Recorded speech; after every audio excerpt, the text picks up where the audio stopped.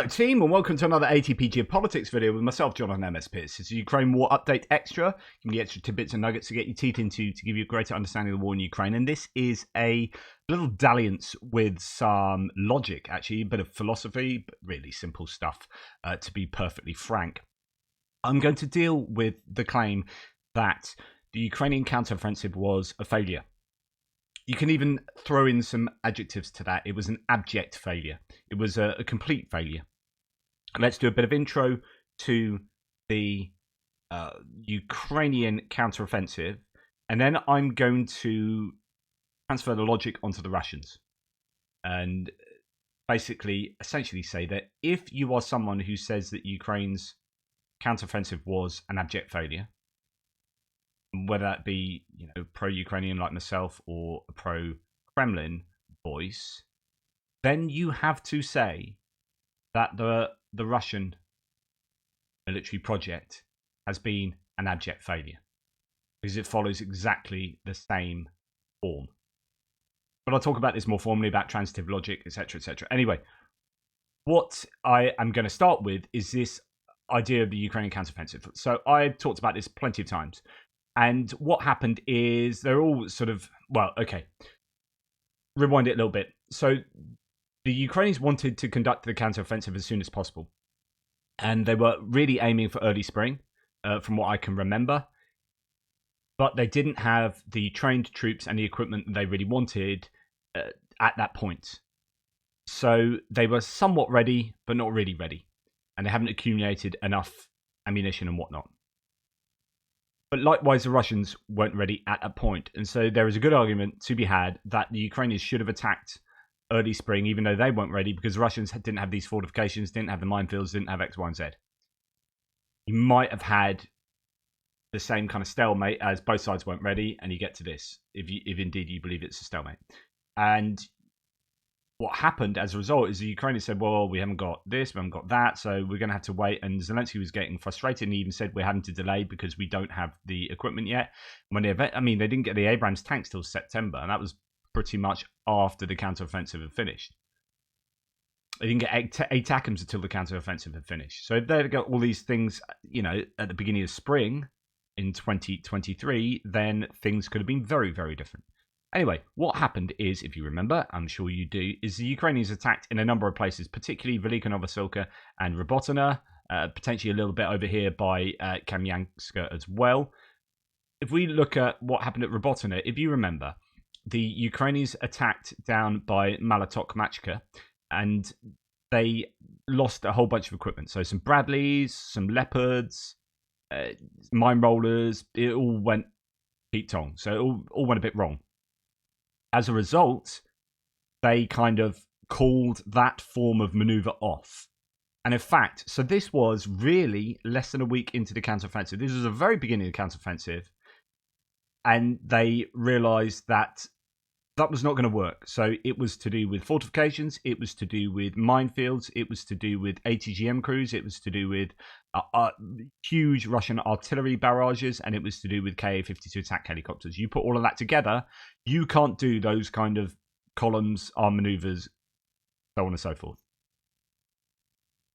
In other words, the counteroffensive failed at that point. That was the point where it failed.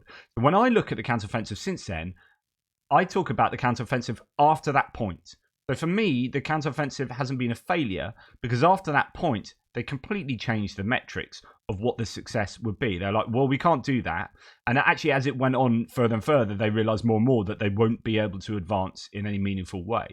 So what they went about doing was thoroughly degrading the Russian equipment along the front line, so artillery, air defense systems, logistics, tanks, APVs, as well as taking out logistics further back, troop accumulations, hitting the Russian Navy in Sevastopol, forcing the Black Sea Fleet from Sevastopol to Novorossiysk, and doing X, Y, and Z, eventually taking out some air bases, all that kind of stuff, which I think has been incredibly successful. But the Ukrainians, during the counteroffensive, have had some really fantastic success in certain areas.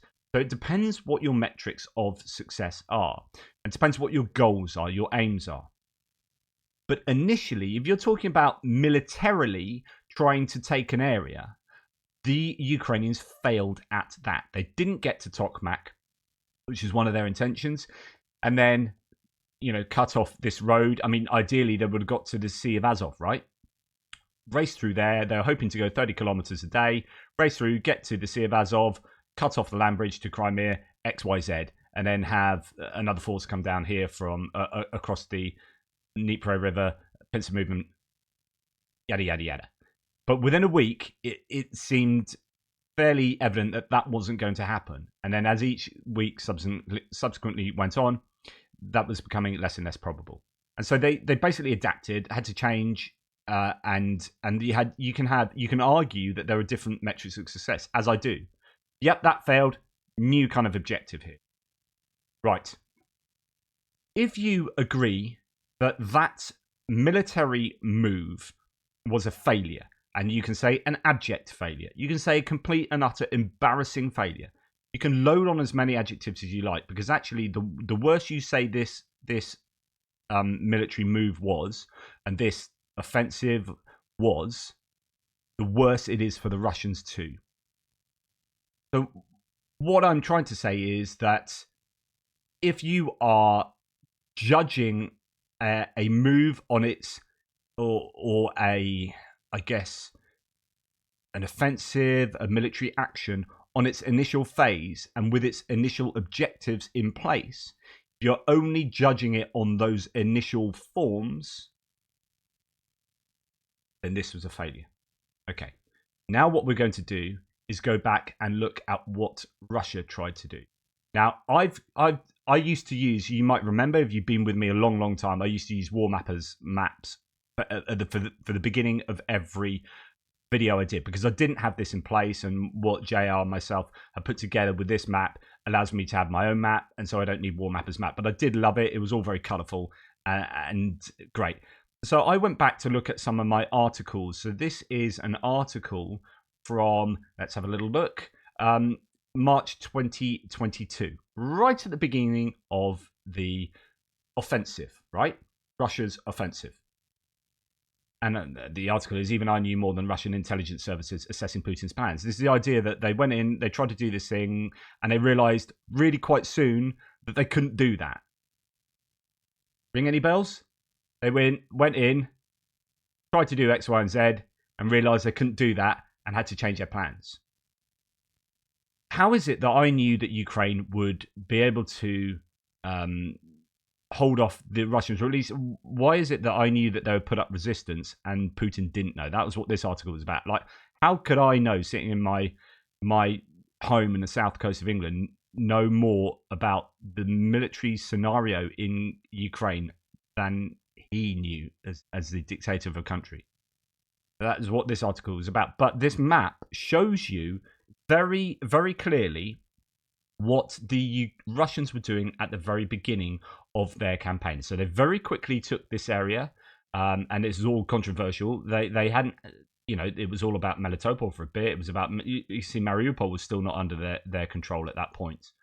So they got across the Dnipro River. They had Kherson under their control, and they were moving to Mykolaiv. They were moving up there towards Kryvyi Rih. There were movements towards Zaporizhia.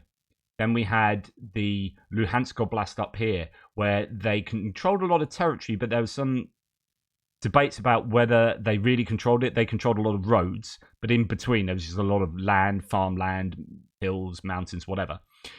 So it was, some people had all of this coloured in red. Other people just had the roads coloured in red. But as you can see, up around Kharkiv, up around Sumy, up around Chernihiv, these places were being surrounded. And then you had Kyiv as well, of course. And the idea was that they were going to come in, take Kyiv, take the whole of the country, occupy the entire nation of Ukraine. This was their attempt to denazify Ukraine, to overturn the government by taking over Kyiv and assassinating Zelensky or getting him to run away. He didn't run away, and he wasn't assassinated. And what happened is, rather than the Russians stop there and go no further, the Russians actually retreated. So this is the 21st of March 2022. Really, 1 month into the war, they'd achieved all this. 2 months into the war, so this is the 4th of April. So we've gone from March to April.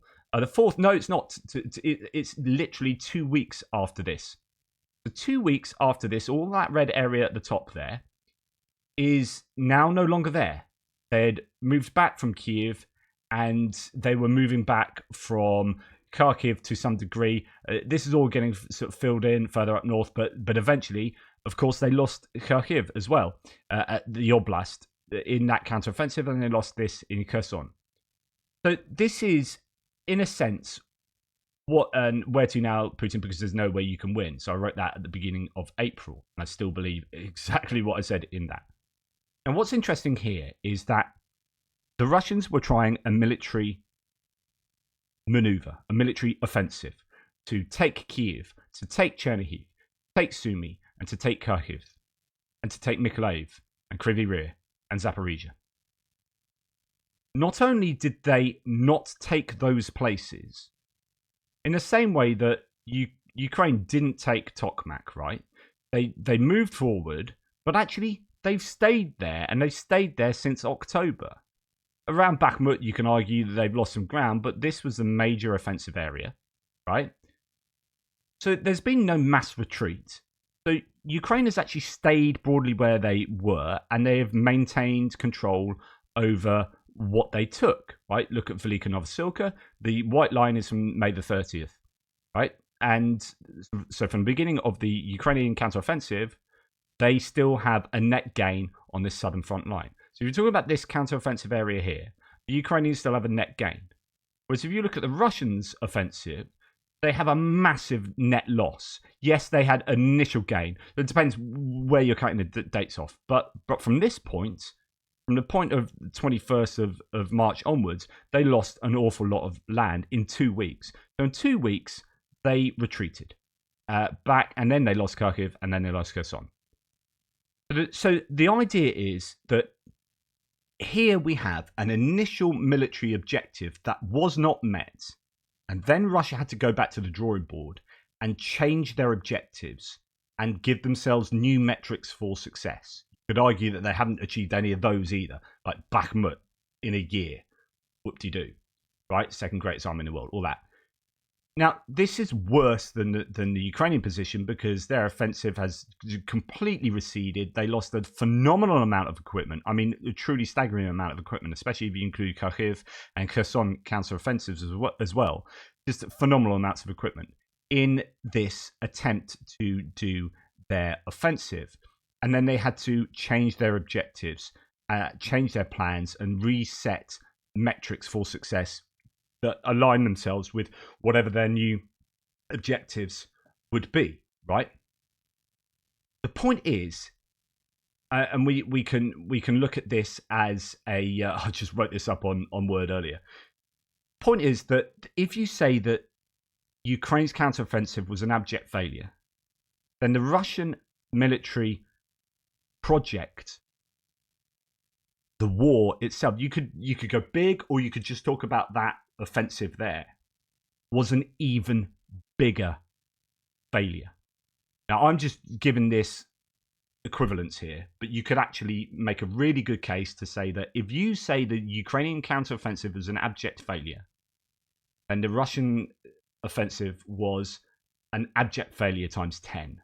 Like you can make that case. Why am I saying this?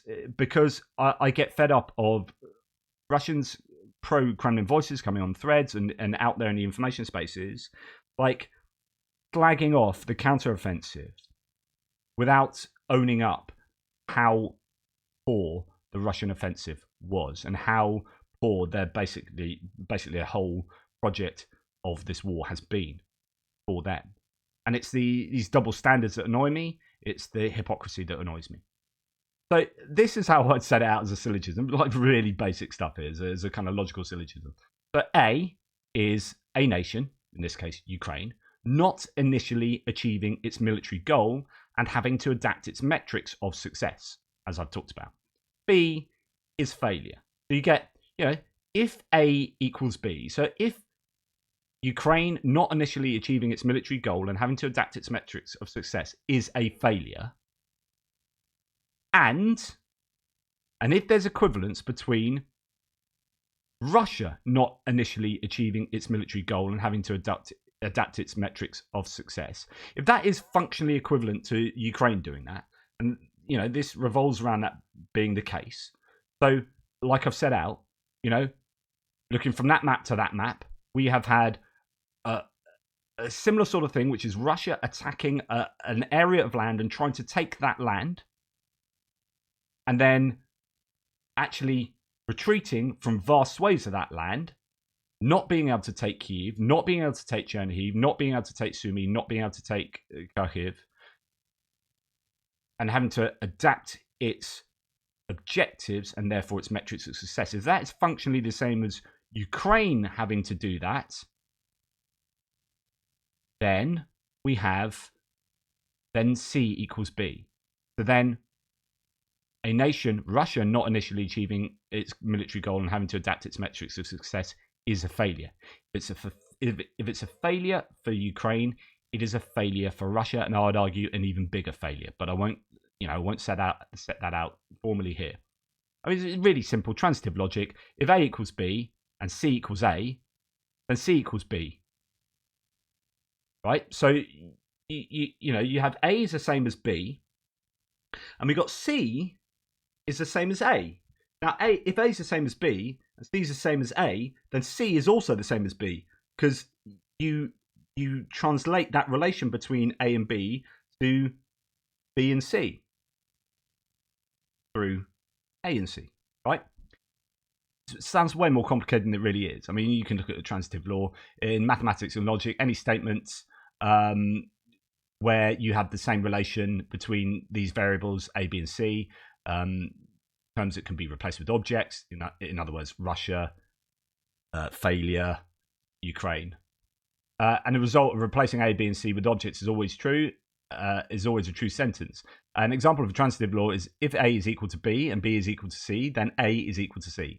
There are transitive laws for some relations, but not for others. A transitive relation is one that holds between A and C if it also holds between A and B and between B and C for any substitution for objects or for A, B, and C. Thus, is equal to is such a relation as is greater than, and is less than. So we've got equal to here, or equals.